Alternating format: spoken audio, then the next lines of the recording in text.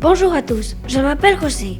Je suis en la classe C1 et je vais vous présenter cette nouvelle émission. Au programme de cette semaine, on parlera du hacking, les lapins et des romans. Mais commençons tout de suite avec la devinette de Théo et Sophia.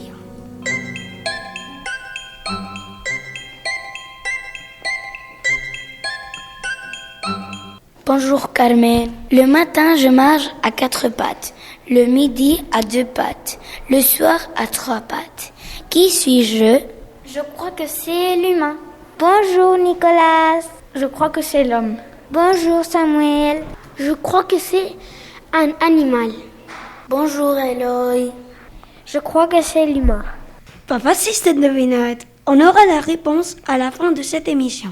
En attendant, si vous avez un ordinateur à la maison, ce reportage va vous intéresser, car nous pouvons tous être hackés un jour. Mais d'où vient le hacking?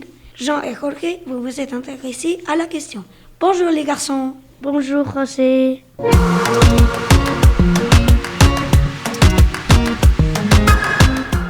Jorge, qu'est-ce que c'est le hacking?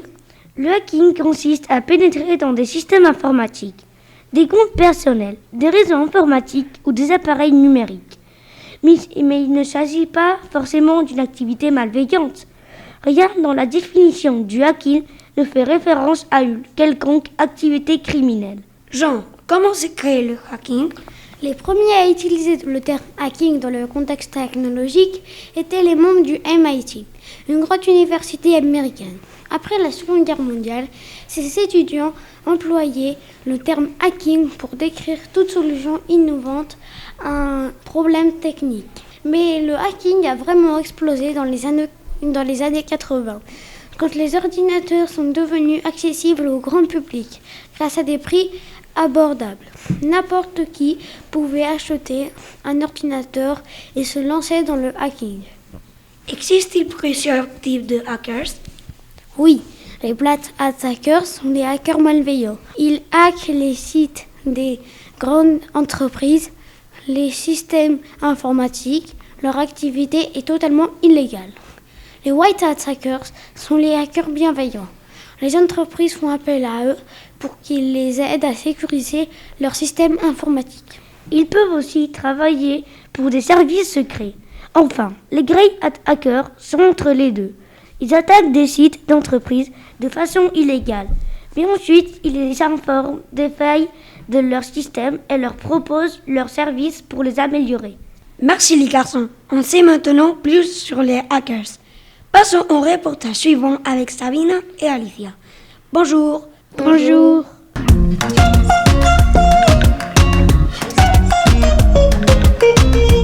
Vous allez nous présenter un animal que l'on connaît tous, le lapin. On vous écoute. Les lapins vivent en groupe dans les prairies ou les champs. Très peu de fois, ils s'en vont à plus de 140 mètres de leur terrier. Ils se nourrissent de toutes sortes de plantes qui entourent leur terrier. Ils préfèrent les zones plates où ils peuvent voir tous les prédateurs. Ces prédateurs sont normalement les voitures, les chasseurs, les loups et les renards. Une femelle peut avoir 20 bébés, puisque par portée, elles ont 7 bébés et elles ont 2 ou 3 portées par an. Les lapins sortent de leur terrier le soir et le matin, très tôt. Leur queue mesure 7 cm, tout son corps 48 cm. Sa nuque est légèrement orangée et le lapin peut être gris ou marron. Leurs excréments sont normalement devant des terriers et ils les mangent pour avoir les nutriments qu'ils ont besoin. Si j'ai bien compris les filles, les lapins mangent des excréments, c'est ça? Oui. C'est un peu dégoûtant, non? Bon, voyons si les Romains avaient les habitudes plus propres. Alvaro, c'est à toi.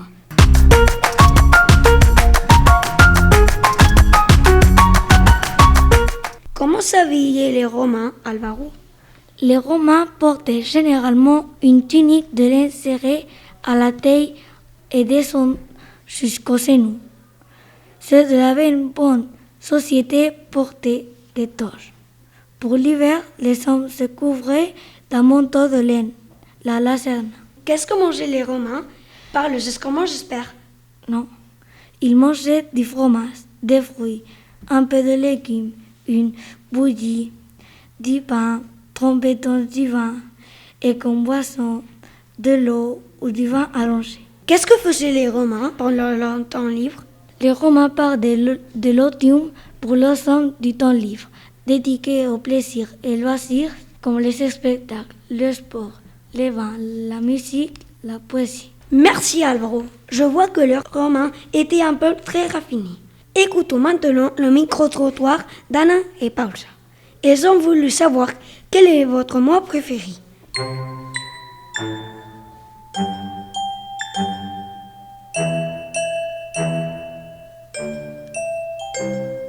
Bonjour Rosemary. Alors, mon mois préféré est le mois d'octobre parce que c'est mon anniversaire et parce que nous sommes en automne et j'aime beaucoup cette saison. J'aime beaucoup me balader dans les forêts, ramasser des champignons, marcher sur les feuilles. Bonjour Martina. Bonjour Anna. Quel est ton mois préféré? Pourquoi? Mon mois préféré, c'est décembre parce que c'est Noël.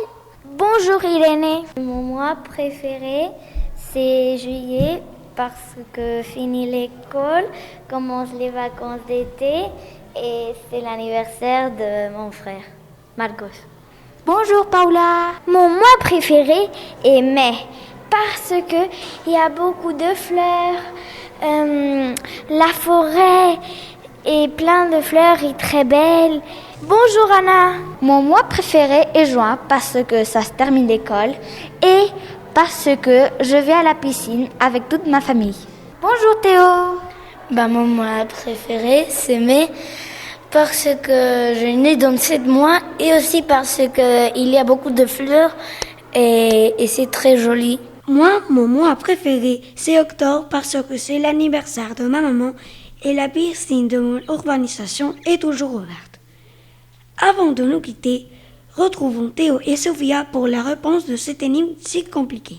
La bonne réponse, c'est l'humain parce que Le matin marche à 4 pattes comme un bébé. le midi, il marche à 2 pattes avec ses 2 jambes. Le soir, il est vieux, il marche avec une canne.